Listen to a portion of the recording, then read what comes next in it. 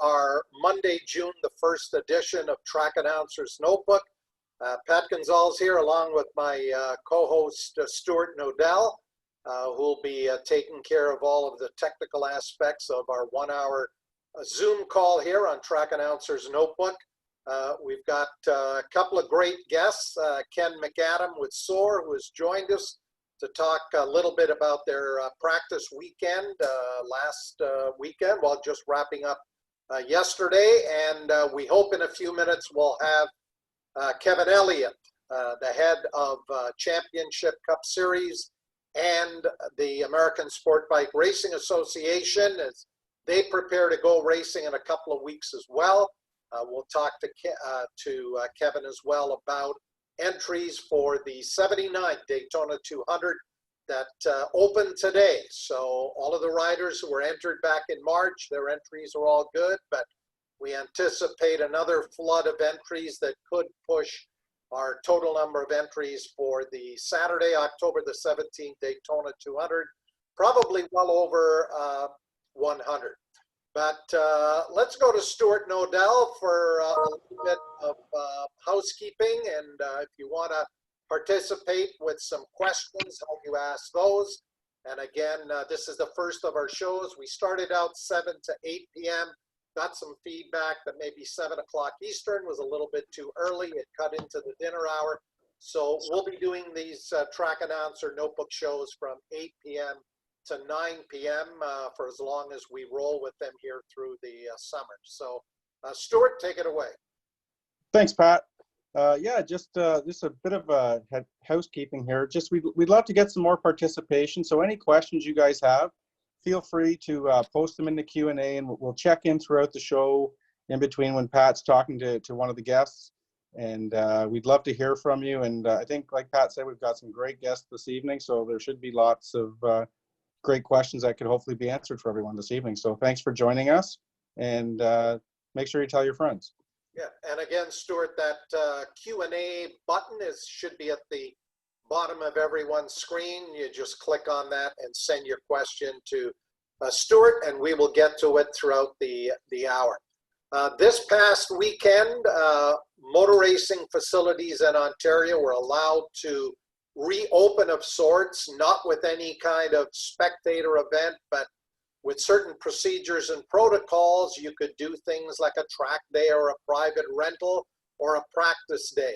And at Grand Bend Motorplex, Ken McAdam and his crew put on a 2-day practice day under the auspices of SOAR. And Ken, first of all, welcome back. I think you're our first repeat guest. We had you on last week to preview that practice weekend, and tell us how things went on the weekend.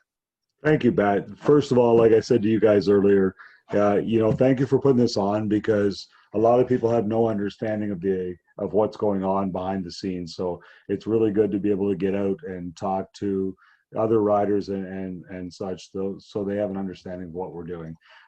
Yeah, we did our practice weekend this past weekend. We basically moved our schedule a week forward for the first round or two. CSBK canceled their weekend in June, so we took that and moved our practice weekend one. That allowed us a little more leeway, because we didn't know exactly, like everybody else, what was going to happen. It went really well. We set some pretty, I guess you could say, strict protocols on how we were going to operate. We had to change everything from tech to riders meetings and such to make it work. But I think we did it very successfully, and we put it forward to our riders, and they responded. They really did well. They stepped up, and nobody wants to be the person that messes things up, that puts us backwards. So everybody was respecting the rules of the road and how we had to operate, and it went off really well. Ken, take us through the protocol when a rider did get there. Did you have pre-assigned areas where they could park?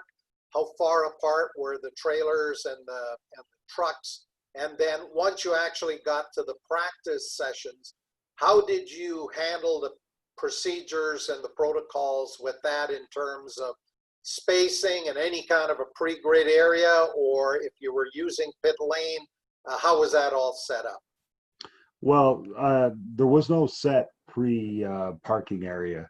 Now, that being said, we've sent out various things. It was on our website, on our Facebook page, and we sent out a media blast to everybody that's on our media list of how we had to operate. Basically, normally on the paddock area, you know, it's relatively a free-for-all. People go sideways, out, middle, whatever. As long as everybody has room, we don't really normally care. And now, because of obviously with the COVID protocols, everybody had to go, for the sake of a better word, vertical against the back walls and against the grass area. So we would have basically a hauler, a trailer, motorhome, whatever it is. Then beside that is where your pit would be. So if you had a 10 by 20 canopy, instead of going sideways, you would go the same direction as your hauler, and then another trailer, the next paddock, and so on and so on. So the trailers themselves would turn into a fence, if you will. So they would give you a 15-foot cushion between pit areas along the paddock area. People were restricted to obviously the five-person grouping, unless they're in the same household.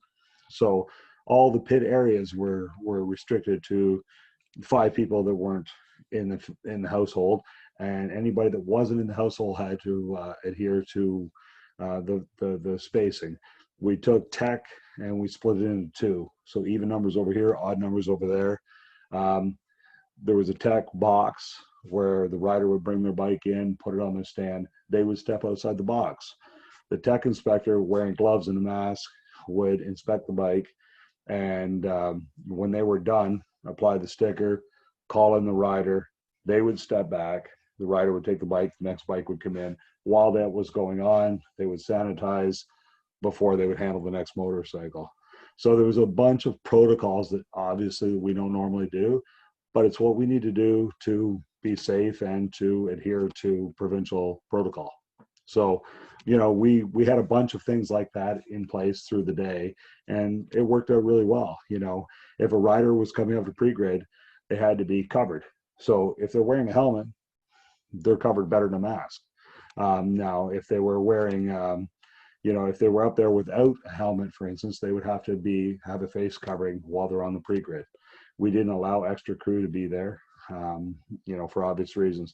Once we start into a race event rather than a practice event, that's going to change. We're going to have a place for riders, for instance, that have the back-to-back. So we will create a box, if you will, where a rider can go outside of the pre-grid. They could stop, take their helmet off, get a cold drink of water, fuel their bike, that kind of thing, and then curl around and get back into the grid, the pre-grid, before they go back out on the bike or back out on the track. So, I mean, it's a learning curve for all of us, but we're trying to do what we can to adhere and comply with our provincial standards. And, you know, people are dying to do something and get involved and just get out of the house. So they're very amiable to agree with what we're putting forward. We haven't had a lot of pushback. People have been really good. You know, I was really surprised on our practice weekend. It went as well as it did. Like, people were very, very helpful, and they're like, look, man, what do I do here? How do I park? And they were very, you know, forthcoming with that, because they don't want to fail either. You know, hi, Kevin. Yeah, and Kevin Elliott has joined us. We'll get Kevin in a moment, but Ken McAdam, just one final question before we get to Kevin. Was there anything you learned from this past weekend running the practice day that you can adapt or use or tweak the protocols and procedures that you're going to have to use in a couple of weeks when you kick off the opening round, and then you go back to back, because the very next weekend, June 2021, you've got your second round of the SOAR series. Yeah, I'm not really happy with the schedule, but it's what we had to bend to make it work, and running back to back is never good. I honestly, God, we really sat down, my crew and myself, we sat down and worked out how we can make things work. So far, things have worked really well. I mean, one of the things we did was with tech, they had to bring a stand with the bike on the stand. so that our inspector wasn't there in proximity while they did that. However, you know, one of our suspension guys lent us one of those stands where you can roll the front wheel and it holds the bike up. We tried that once before, it failed, but this one we had rubber foot pads and it works really well. So I may buy a couple of those for the tech just so that they can basically roll the bike in and step back without having to deal with the stand, because the stand creates another problem.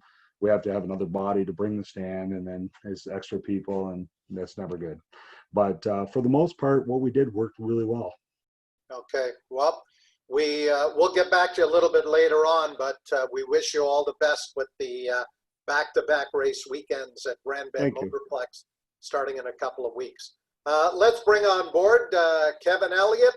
Kevin, are you still in Florida, or have you headed back to Texas? I don't think his audio is connecting, so if he can hear us, we need him to turn. I just texted him, so hopefully he can turn his audio on.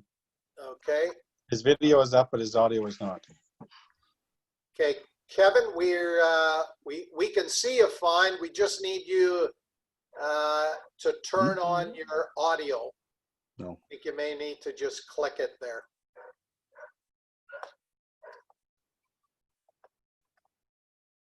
You know what? I'm going to let Stuart work with Kevin to fix that audio problem. I'm going to go back to Ken McAdam to continue our conversation, and then Stuart, hopefully you can get Kevin's technical issues there sorted out. Ken, back-to-back weekends. What kind of feedback did you get from the amateur and pro riders on the weekend? I assume you use amateur and pro as the designations? Yeah, we changed that in 2015. We were using the expert novice, similar to the US, like CCS or WERA. But in Canada, we use amateur and pro. So in 2015, I tried to do a deal with Race where we were going to run a similar series to what they run down there. Everybody on the same rule book and have a runoff at the end of the year kind of thing. So we changed it. Everybody was fine with it, right? You know, they were happy to be back, and we didn't really have a lot of pushback on anything. Like, they were happy to be there. You know, whatever we have to do to make it work, everybody seemed to be like, okay, let's do that. And I mean, seriously, when we came into play with this, you know, there was a lobby group that went together with all of the tracks, or a lot of the tracks. I don't even know how the number is. There was a lot. How many? 31 apparently tracks, sorry. And they put a proposal to the government how we can operate in a successful, safe manner. And the government basically said, you know what, you're probably right. And that's why we're in the first group to come out. We don't have any straight directives from the government on how to run. That's the truth of it. Now, that being said, we feel that we should be running with the perspective that we put forward to the government. And we said, you know, here's what we're going to do. So we're going to do that and above. The SOAR event is going to be the first big event in Ontario, regardless of racing in general, of anything. So we're going to see scrutiny. You know, people are going to come. We may see government inspectors, Ministry of Labor or Health, and they're going to come out and look at us. So we're going over and above anything that they're going to put forward. And we're going to say, look, you know, we're doing everything we can possibly do to make this as safe as we can possibly be and still operate. There were studies in China and the United States where all of the infections that they've traced back, there's only been one in each country that's been outdoors, only one. So, I mean, we can be as safe as we can possibly be and still operate. Now, that being said, we still have to respect this, and we still have to be, you know, as safe as we can be with social distancing. And that's exactly what we're doing. Okay, let's see if we can connect with Kevin Elliott. Kevin, are you with us now with audio? Oh, here we go. Just bear with us 1 second. All right, we'll get Kevin on here. We got him. All right. Finally. Kevin, welcome aboard. Where are you coming to us from here this evening? I am in Fort Pierce, Florida. Okay. And now let me get my bearings. Is that Gulf Coast or Atlantic? Atlantic, I am 2 hours south of Daytona, Okay. 2 hours north of Homestead, and sitting at my desk. Okay. Awesome. Did you get a chance to see the SpaceX launch on the weekend? Close Well, enough to Cape Canaveral? no, we went up to about 30 miles north, and they had kept telling us the weather was going to be good and we were going to be able to see it. Nah, couldn't see it. A good thing we were all had our cell phones going, and we got to see it that way at least. But you could hear it, and that was pretty cool by itself. Yeah, well, pretty amazing stuff. So today, entries for the Saturday, October the 17th, 79th Daytona 200 opened. Have you got any new entries other than the 78 that you had back in March on the first day of registration for the Daytona 200? I have, well, because entries aren't open yet. I have. Okay, I thought today was the first day. Well, yeah, today is the first day. You're right. It's open. I've had contact with a couple of riders from Europe, and that were like really excited that they were going to be able to make a shot at it. So we posted the entry today. I emailed them and let them know that the entry was back up and open, and then I screwed up the website. While you could still get to the forums, it didn't look pretty. So my webmaster was on the phone telling me never ever to do that again, to let her do it. Okay, good idea. I think Well, I know that feeling. I think Ken McAdam is in the same boat there. Yeah, every race organization needs a very, very good IT person to take care of all this stuff.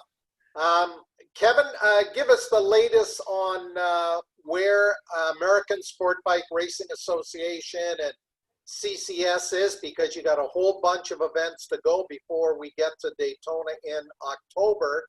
And you're going to try to kick things off, as Ken is, in a couple of weeks, the June 13-14 weekend. You've got an event at West Virginia at Summit Point, and then another event at Illinois at Blackhawk Farms. Yeah, absolutely. And we got a scare for a minute there about Blackhawk Farms, which is our opening ASRA round. Well, our second opening round was in February at Roebling Road, but our now second round, because of all the rescheduling, is going to be June 13th and 14th at Blackhawk, and there was some confusion over whether Illinois was going to let them run race events outdoors by the COVID-19 standards they had for outdoor recreation, or if they were going to try to hold them to the enclosed area standards. Well, assurances of the track late this afternoon were that we were running under the outdoor standards, and that the plan that we had submitted, 10 feet between trailers, limited, like 10 people in registration at a time, plus the people working in registration. Everybody gets a temperature check. Anybody over 100.0 gets sent home, well, hopefully they go home, but they can't come in and register, and hand sanitizer and gloves and masks. And then we ask everybody to wear masks when they get within 6 feet of each other, and we've jumped through all those hoops. And at this point, right now, this minute, I have been told that that Blackhawk is a go. So the Illinois race is going.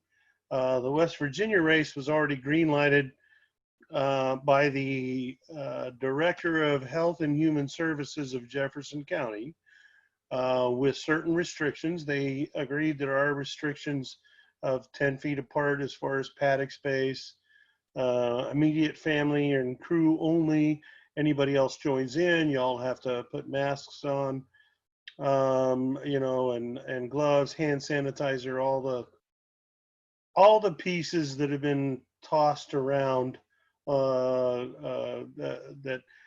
could help or should help are all in place. And so far, both states, or both counties at least, have said that yes, we're doing the right thing. So we, man, I'm just praying at this point that something doesn't change between now and then. In what is it, 12 days, we're going racing.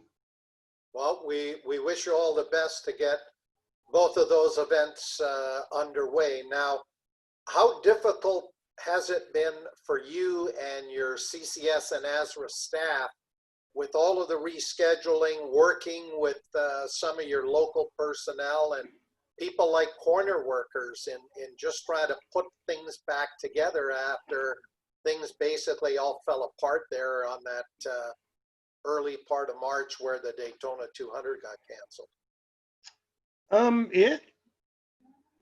It's been tough. And I will have to say that, you know, I want my workers to feel safe, and I want them to be there, because we can't race without them. And I'm doing everything I can. You know, I just between us girls, I told them, you need to bring your own mask, and you need to bring your own hand sanitizer and all the rest of that. Well, I got it. Because some of these people can't remember to bring a hat, you know. I mean, and myself included, I have earned plenty of sunburns because my hat's in my truck, and I let the crash crew use my truck, and I'm going, man, it's kind of tender up here, you know. So even though we've asked them to do everything, we are making sure that we have all of those pieces in place, that if they need it, we've got it, and we're going to take care of them. We're going to make it run. And right now, the target moves. I don't know what's going on with for certain with it all in Canada, but down here every other day, I mean, we got all the disinfectant to disinfect all the registration areas and the pens and all the rest of that. And then after we scramble, because we are not high priority, not hospital, you know, we're not a medical facility. So we basically had to beg to get them to send us the stuff we wanted.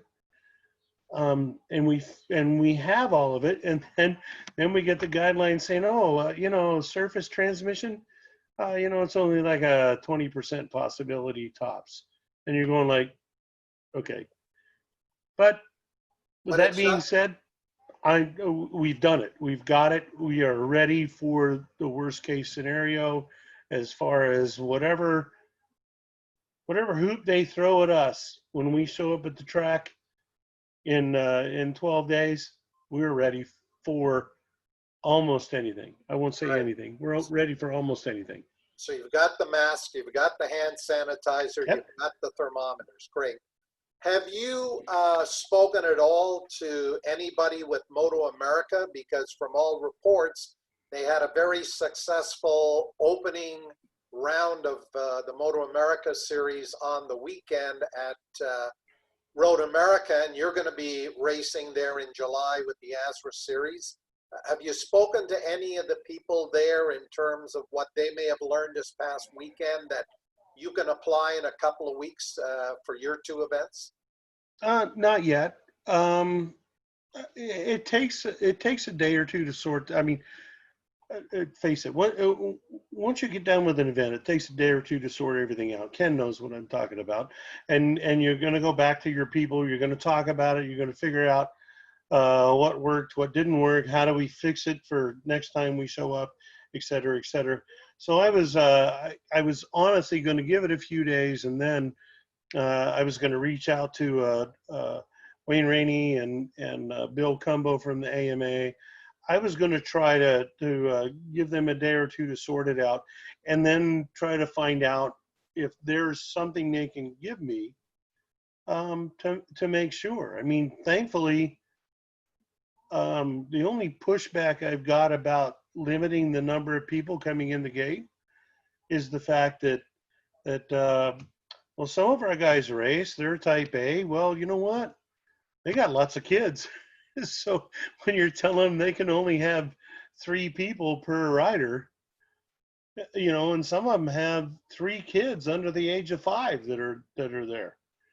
So we're working through that stuff, which probably wasn't an issue for Moto America. But yeah, and I'm willing to listen to whatever anybody can give me. Yeah. Well, motorsport is starting to open up and series are starting to come back. Of course, NASCAR was probably the first. They seem to have done from what I've seen and what I've read, a great job through the first couple of weeks of their series coming back. IndyCar, I think, opens back up soon. But on the weekend, we saw the Monster Energy Supercross take a little bit of a different approach in that 7 rounds to wrap up their championship, because they had got a lot of races in January and February. Their last race was the weekend before the Daytona 200, Daytona Supercross on March the 7th. They got that one in, and then they got shut down, but they're going to run all 7 of their races, and there's another one coming up Wednesday night in Salt Lake City, Utah at the Rice-Eccles Stadium there. I watched some of the race yesterday. Things went off flawlessly, but like with all motorsport events that we're watching, or any sporting events, even the Premier League soccer in Germany, it's really weird without any fans in the stands. It is. I mean, my main focus is more a participant driven. Ken, I'm a jealous son of a gun because that looks like a draft, dude. I wish I had a kegerator at my house. Ken's enjoying a cold one here. Yes, he is. I don't blame him one bit. Well, you know what? I'm going to make sure he brings you down a 6-pack or 12-pack in October, because I think Ken is planning on coming down and running some of the CCS races. Well, absolutely. And I was expecting to be there in March to get a couple beers with him, but it all crapped out before that happened. I spoke with him for about 5 minutes as I was leaving the gate. Was it even 5? I mean, yeah, probably not. Probably not. I was going like, Yeah. Kevin, how tough was it for you with all of the preparation, all the work, the expense of bringing your crew down there? I'm sure you were there probably Tuesday, Wednesday night to prepare for the weekend, and then have to be part of that announcement in Gatorade Victory Lane on that Friday afternoon at 4 o'clock that was it. It was, I've never been in a situation like that before in my multiple decades of going to motorcycle races. How tough was it with you? It was incredibly tough because I had just gone back over to the credential office and telling them I've sold a record number of credentials for the 200. This is even before they announced no spectators. I was on a record pace. And so I went back over and I was like, you know, I'm literally out. I got like 25 credentials left at registration. So literally I'm sitting there begging for credentials.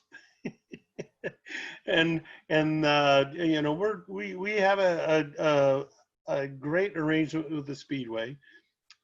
And I do think sometimes they'd rather throw out 100 credentials than sell every credential they make. You know, so it was kind of like I had to convince them I needed them. So I get the credentials in my hand.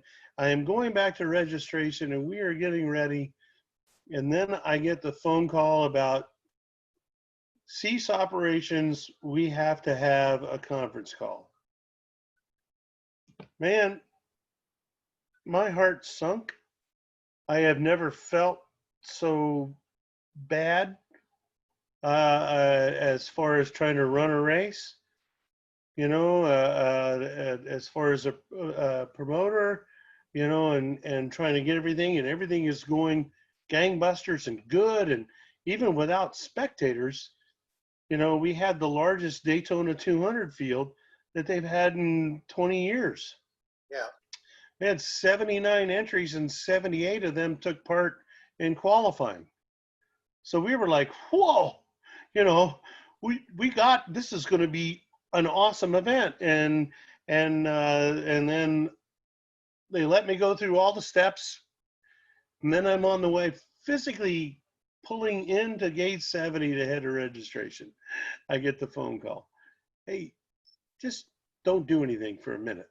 I'm going like, what do you mean a minute? What do you mean don't do anything? I think right then I knew, and I was feeling really bad. And then they actually called the riders meeting before I got back inside the speedway. So I was up and scoring with them, hearing about the timing and scoring issue when they were calling the riders meeting together. So I don't know if it was fortunately or unfortunately, I was above looking down at the riders meeting, and I saw some very angry people. I saw some very sad people, and I saw some people that pretty much were shaking their heads saying, we knew this was coming. Yeah. And so it was a different perspective that way. Yeah. Kevin, when you started the day, what was your sense? Because this whole COVID-19 thing was really ramping up. They had canceled the PGA tournament on the Friday morning after they got in their opening round on Thursday. The NBA had suspended play because of an outbreak of coronavirus. When you started that first practice on Friday, or first qualifying session for the 200, did you think you were going to be able to get through the weekend, albeit without fans? I think that by then they'd already announced, other than the people who were camped inside, they weren't going to sell any more grandstand tickets to anybody. No more spectators. Yeah, I thought for sure we were getting through the 200 first. I didn't have a good feeling about Sunday. Yeah. But I really thought, hey, once you let us take the track, we're getting through the 200. End of day on Saturday, I would, if I was a betting man, I would have been betting right then at that minute. End of the day on Saturday, the CCS stuff was going to get nuked, Right. and the double-edged sword. On one hand, it's great that nothing really got finished. On the other hand, it's horrible that people invested so much time and effort to get there to race, who basically walked away with a day's worth of practice and track time. Right. You know? We want to get back to you in a minute and ask you a few other questions regarding that day. But I think, Stuart and Odell, we've got a couple of questions. I'm not sure if those are for Ken or for Kevin. I think you're on mute, Stuart. Sorry, yes, Pat. We do have a bunch of questions here, and the first one really, we'll just focus on them, is from Pete and Carol, and anybody involved in racing knows Pete and Carol, probably the greatest fans of motorcycle racing that we have. And I'd love to give Peter, Carol, and Carol the floor, but I'm not sure. There's one Pete and there's one Carol, so they're either one of the two or both. But their question's really geared towards Kevin with regard to the Daytona 200, and what they want to know is, will the qualifiers for March be guaranteed to start in October? And as well, how many bikes will be allowed to start? And are you looking at like 3 waves of 20 or something else?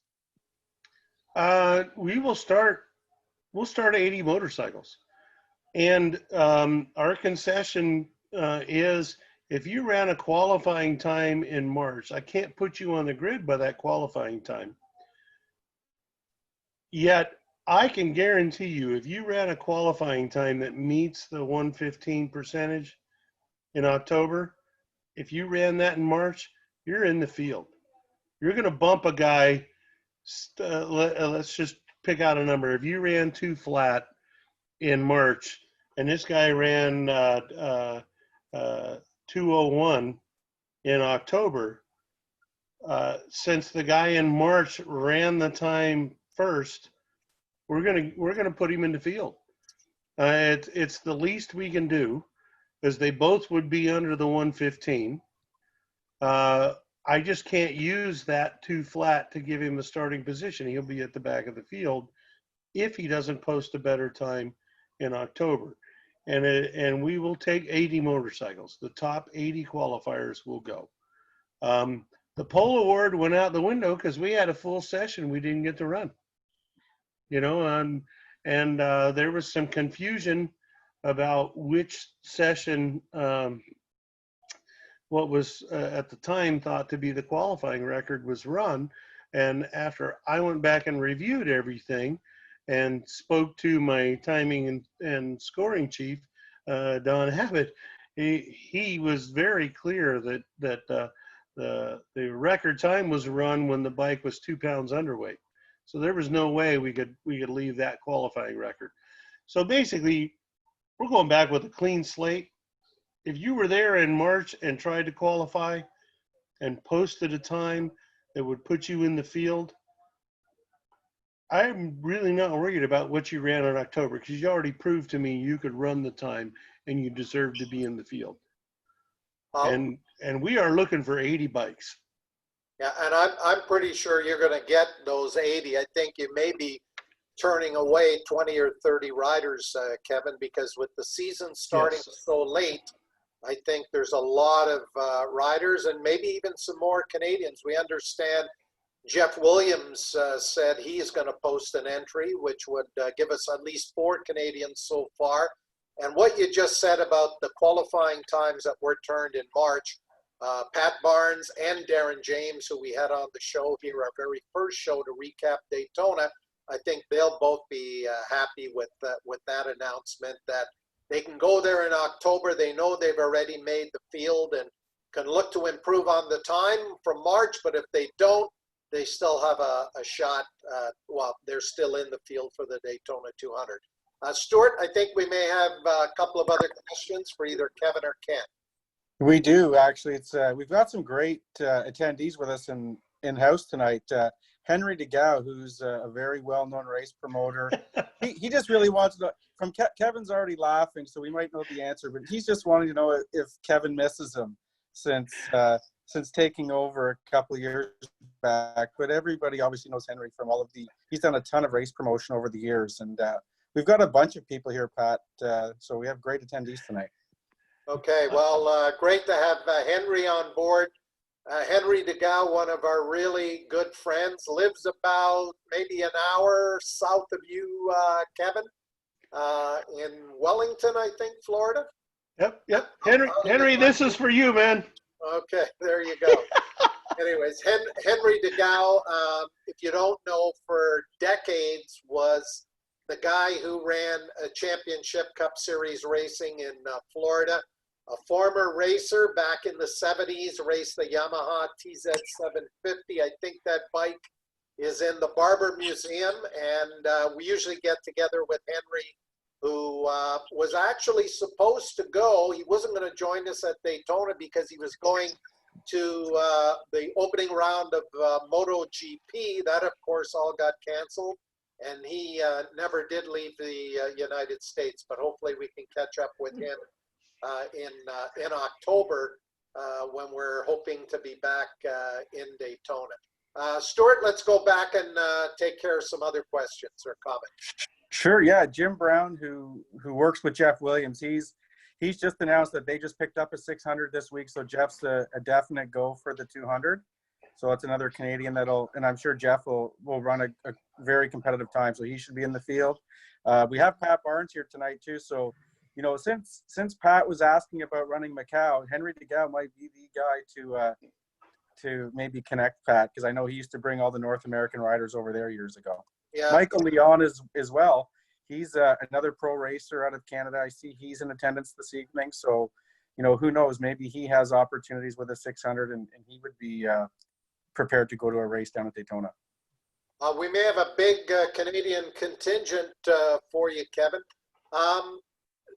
Have you finalized the schedule as yet for October 16, 17, 18? What does the schedule look like, and maybe in particular with the Daytona 200 practice and qualifying? I tell you, but I have to kill you. Okay, we don't want you to do that. I got a little bit of information tonight, just so you all know. I got a little bit of information tonight, and I've been chasing it down. And at this point, I was told there's news, but no news. Okay. Now, so there is going to be an incredible motorcycle event at Daytona in October. The final schedule will come a little later, but as of today, the tentative schedule that is out there for October is the one we're working with. Okay. Now, I noticed that American Flat Track has revamped their schedule, and they've got, it won't quite be the Daytona TT that got canceled back on March the 13th. It was to have run the following day after the Daytona 200 under the lights. Looks like they're going to run a double header American Flat Track event in Daytona. They have not stipulated as yet where the track is going to be. I unofficially, from what I understand, that they are likely to use the short track that they built many years ago and ran a flat track race there outside of turns 1 and 2 of the super speedway, which would mean Thursday night, Friday night flat track, and then 3 days of road racing. Is that your understanding, Kevin? That I like I said, I can't say a thing. Okay, so stay tuned. We'll have all the latest information here on Track Announcer's Notebook as we go through the weeks. And as soon as Kevin is given the go-ahead to publish that Daytona 200 and Championship Cup Series Race of Champions schedule, we'll let you know first here on Track Announcer's Notebook. Stuart, any other questions or comments before we go back to Kevin? Yeah, we do, Pat. We've got one of your partners in crime, Eric the Duke Tritko, has asked a question for both Ken and for Kevin. And the question is really, since we're dealing with the pandemic, have they noticed any effect on sponsors and support from within the industry for each of their series? Ken, go ahead. All right, I'll go first. Absolutely. I mean, in my own series, we've dropped a couple sponsors out that just can't stay with us this year just because of what the business they've lost because of COVID. We lost one because he doesn't feel that coming to the track is beneficial to him because of COVID. And I mean, obviously in the Canadian National Series, they lost Mopar along with the drag racing and everybody else involved with Mopar. They pulled all the sponsorship along the way. So they all took a hit, obviously, because of COVID as well. So, yeah, I mean, it's got an effect. There's no doubt. I've had, fortunately, all but one of my main sponsors had already signed up and committed. That's probably one of the few things that kept us alive. Because I'm sure Ken will agree. This may look glamorous, but man, is in the racing world, we are living event to event like people live paycheck to paycheck. Lots of zeros, buddy. Lots of zeros. Yes. And for the last 6 weeks, mine are zeros. No, but, I feel you. Yeah, but we were fortunate because the majority of our sponsors are in industry, and they know that as soon as things start, they're going to go from dead to it's going to go through the roof. So they haven't dropped out. Now, the potential sponsors we were working with, every single one of them has done exactly what Ken was saying. They're like, it may not be smart for us to get in right now. Let's work for 2021. And, you know, and on one hand, I'm going like, well, I hope I'm here in 2021, you know, for you to come join us, because I think that would be great. So it's hurt in a lot of different ways. I will have to, I will admit, we qualified for the PPP. I've been able to keep the core. I've got my full-time people still, and I've been able to keep the core of my independent contractors, the main people I rely on to go work these events. I've been able to keep them involved. And so now I am just hoping that as we get to start up, the sponsors who have asked to be put on hold, I hope that they come back, and I hope that those people that I wasn't able to assist during this time, that do this as a second or third job, I hope they're available to come back. We are experiencing just a little bit of difficulty in getting some of our safety crew to commit. And a lot of them, it's simply because they did not believe we were going to start June 13th and 14th. So they've committed to do other things. So whether it's working as safety crew at a track that's doing a track day, or working overtime at their regular job. So it's sponsor-wise, it's had an effect. Crew-wise, it's had an effect. And then, of course, a lot of my crew, and I'm not sure about Ken, but a lot of my crew are retired.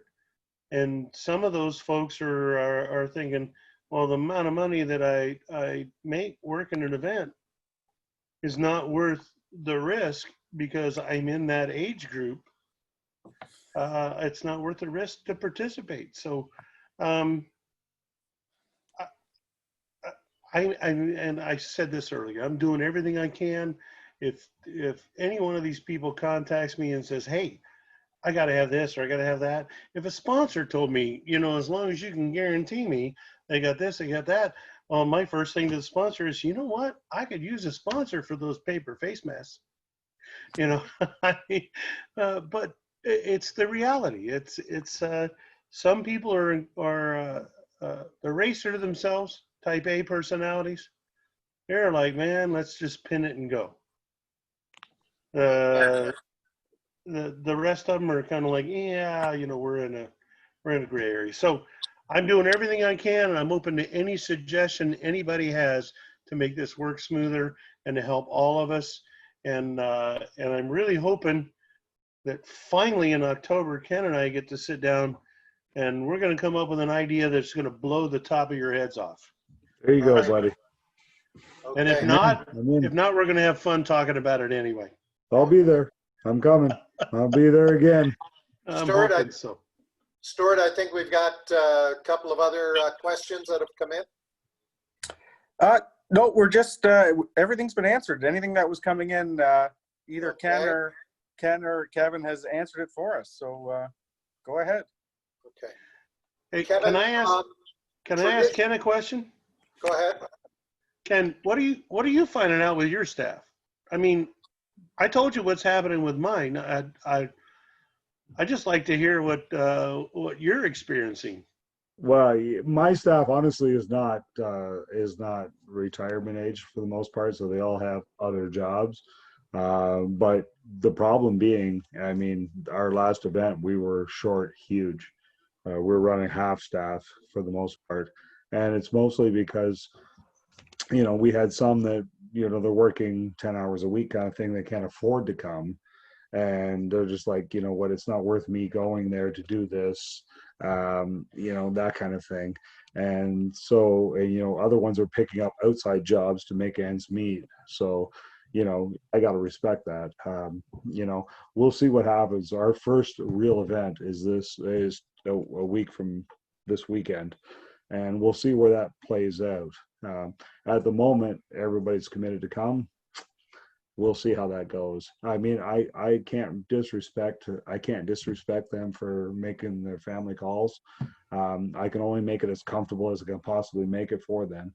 I think, you know, honestly, we're in better shape than you. And I said that to the boys before you come on air. Quite honestly, I deal with one province, one track. You're dealing with many states, many tracks, and then you get the feds throwing their stuff in the mix. So you're juggling, you know, 12 balls. I'm juggling 2, you know, and I'm having trouble juggling 2. So I don't know how the hell you're doing 12. You know, most respect on that. You know, my staff are solid. Most of them, we're only 11 years old, so most of them have been with me from the start, and they're as dedicated to this as I am. It's mostly a sickness because we're all racers, as yourself, right? We do this for passion. You know, I'm not buying a mansion in Tahiti from this. There's yeah, that's just the reality of it, you know. And I don't know that most racers understand that. They think that the fat cats at the top are raking in all the money, but you and I both know that's not the case. So we just try and keep the ball rolling. And when they start throwing a pandemic virus at us, we just learn and adapt, you know. And that's the way it goes. So, you know, I was there, as you know, in March, as I was in October before, and I'll be there in October again. I mean, I love that place. I will support CCS and ASRA. You guys have treated us well. And, you know, anything I can do to help you guys, the same. I was in touch with our local regional here this week, and I talked to those guys, the same thing. You know, hey, we're all in this together, as they say. And for the most part, we're a very small community. So we need to be together. We need to work together. We'll adapt together. We'll, you know, share ideas, whatever the case may be. And absolutely, when I come down there, we're going to hook up in October. You know, we're going to sit down with a beer, and hopefully we can cry because, you know, and laugh, and this is over with, and we don't have to talk about strategy. But if we have to talk strategy, we'll order an extra round, and we'll do that too. Oh, strategy. We're talking fun. And never call it a sickness. It's passion, dude. If we didn't have passion, we wouldn't do this. And I can guarantee you, just probably like you, they are never going to do an episode of Cribs at my house.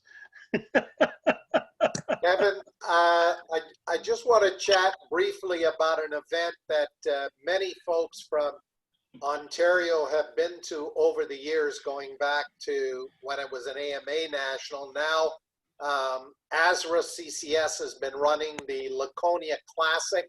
They're coming up on the 100th anniversary of Laconia Bike Week and the Laconia Classic motorcycle races. I know everything has been moved to later in August, but you've got a Loudon Road Racing Series event that was scheduled for June. You've moved it to the July 4th and 5th weekend at New Hampshire. How difficult was it revamping that ASRA schedule where traditionally you'd wrap it up at Daytona in October, but now you're going all the way to, I think, early December to Homestead Raceway in Miami to wrap up that championship? That's a long season spanning almost 11 months. Well, but come on, it's only 8 races still. I mean, for 3 months, we've been sitting on our hands. You know, I really appreciate the LRS, the Loudon Road Race Series, and New Hampshire Motor Speedway being our partners in this series for so many years. You know, I mean, 30 plus, they've been right there by our side. It was really difficult for them to call me and tell me that that they just couldn't get. They couldn't get that feeling that they could make the 100th Loudon Classic go off, and they needed to move it to August. Well, I already had an event scheduled middle of August, and then for the team challenge, and then I had an event scheduled Labor Day weekend for the team challenge.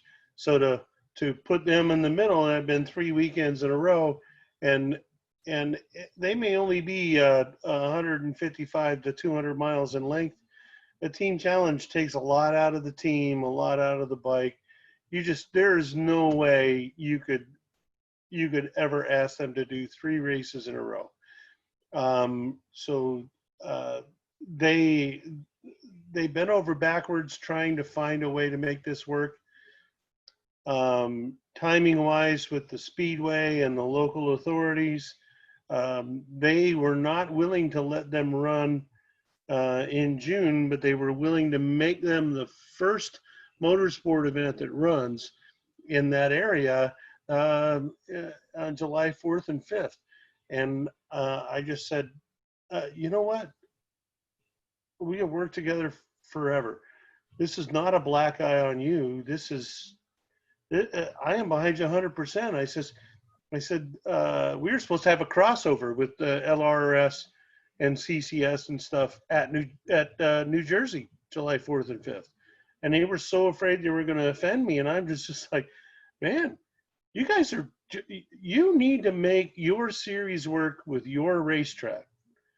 I'm sure as Ken knows and agrees, you got to do whatever you can to keep that thing alive, keep it going up there. You have a great base of riders. You have a great relationship with the track. Make it happen. I says, for this year, we all just get screwed. And Homestead, it has been so accommodating about us having to move basically what would be the October ASRA Team Challenge and ASRA Sprints to Homestead. They have been like, whatever we can do. And Penguin School from up there in the Northeast, they've agreed to open a complete racer practice session on Friday because they're down there contracted for a Ducati day. You know, so everybody has worked so hard to make that final race happen that the fact that it's 2 hours from my house had nothing to do with the decision to make sure that the award ceremony happened 2 hours from my house. No, not at all. But anyway, Daytona's only 2 hours too. So all the pieces fell together for that. Loudon is the race that I am so disappointed because it has such tradition. You know, I mean, it's been going for so long, and it is the whole bike week and the whole feeling up there. It's a cool event to be at. You know, I mean, I'm partial to Daytona. The reality is Loudon has run more races than Daytona has, you know, as far as nationals. So it was nice to have the bridge. You missed the bridge for a year. You know what? Next year we're coming back bigger, better, and stronger. And we're behind the Loudon Road Race Series and New Hampshire Motor Speedway 100%. They are great people to work with, and we're just trying to make sure that we're all around come next year and we can make this happen. And that is probably, I regret all of this. But one of my big regrets, along with 200 being postponed, is the fact that instead of being a part of the Loudon Classic this year, we just get to be spectators. So I wish them the best, and I've told them anything I could do to help them to make that event happen and make it successful, I'm with them. Same thing with Ken. Anything I could do to help you, man, you got it. I'm in the same boat. I want to do it. I want everybody. I want all of us to get through this and to really have a friggin' fantastic condensed season. you know, and racers, don't fall down. All And we right. can get more races in, and we can have all of you around at the end. Well, Kevin Elliott, it's been a pleasure talking to you. Again, any of the Canadian riders or folks listening in tonight or in connection with Canadian riders, you can still enter the 79th Daytona 200 scheduled for October, part of the great 3 days of CCS and ASRA competition. Kevin, all the best, stay well, and we look forward to seeing you in October at Daytona. I look forward to it too. Ladies and gentlemen, and y'all here on the screen, it has been my pleasure to hang out with you. Thanks, Kevin. All the best. Thank you. Ken McAdam will give you your final thoughts as you look ahead to back-to-back weekends starting a week from this coming weekend. Yeah, thanks. You know what? I'm in the same place as Kevin. I mean, we're just trying to get through this. My schedule's a mess. I don't like running back-to-back stuff, but it is what I can make it happen. Like, this is all I've got to work with, so we're going to make it happen. I feel blessed that I'm able to run a full season. Nobody else in Canada that I know has been able to do that. So for that fact, I'm happy about it. You know, like I said earlier, Kevin's got a bigger place to fill. He's dealing with multiple states and feds and everything else. I'm just dealing with Ontario. You know, for that fact that we're in better shape probably than he is. And, you know, I extend the same thing back to you, Kevin, like anything I can do to help. I will be there in October. I'm going to ride. I'll try not to fall down.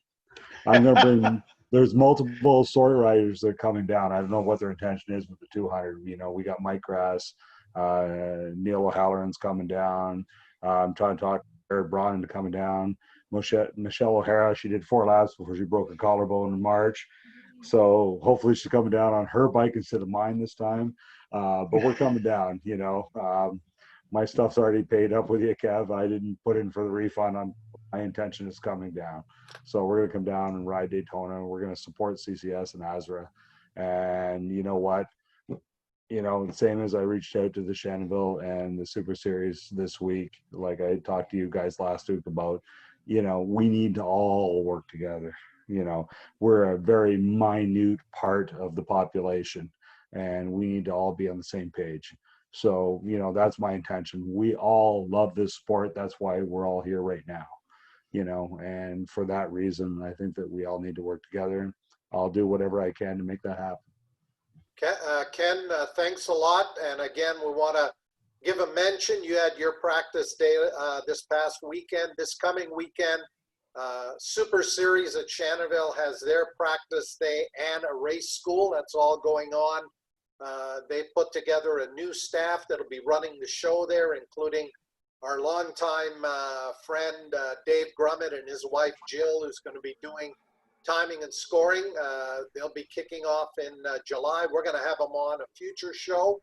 And Kevin and Ken, maybe we'll get you on a little bit later on in the summer after we're a few races into this. Maybe preview, get an update on the Daytona 200 and see how things have been going with SOAR and CCS and ASRA, maybe in July or August. But thanks for coming on. It's been a wonderful hour, and our thanks as well to all of the folks who joined us here on Track Announcer's Notebook on Zoom. Let's go to Stuart Nodell for some final thoughts before we wrap it up. And again, we'll see you next Monday night at 8 p.m. Eastern for our next edition of Track Announcer's Notebook. Stuart?